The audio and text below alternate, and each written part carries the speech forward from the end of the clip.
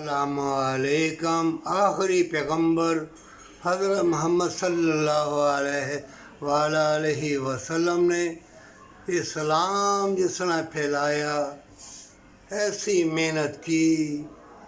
हज़रत इमाम हसन हुसैन करबला के मैदान जो अब भी सज चुका है, फ़लस्तीन में देख लो, लोथरे बच्चों के बाहर है, जिंदा के दिल गुर्दे निकाले जा रहे हैं।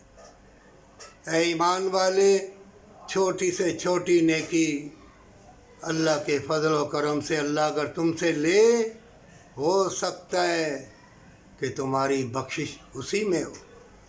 और इतना बड़ा गहरा राज है कि माँ बाप में से दोनों या एक तुम्हें ज़िंदगी में मिले, उनको उफ ना कहना।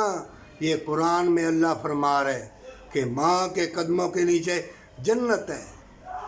और फिर कता तलखी का लिबास ना पहनना। ये फितनों के दौर में नेकी करना बहुत मुश्किल है। बड़े बड़े बेलबास, इतने हसीन चेहरे और अंदर से काले, और हराम की दौलत कमाएंगे और बड़े बड़े महंगे दामों में खाने पीने वाले लिबास चीज़ें लाएंगे। और जब मोमिन देखेगा तो गंदगी होगी, बदबूदार होगी, उनके जिस्मों से बदबू आएगी, उनकी चीज़ें बेबरकती होंगी। है मोमिन, जंग तो फैल गई है, अब तुम्हारा काम है अल्लाह से रहमत बरकत मांगना। जो वो तुमको अता करेगा वो रहमान रहीम है।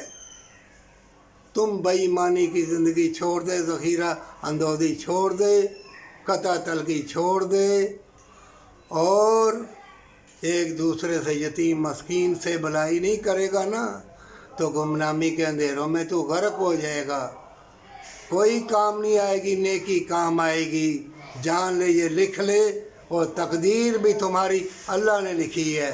सारी दुनिया के आलम दीन ये मेरी बात को जुठला नहीं सकते। तकदीरें नहीं बदलती।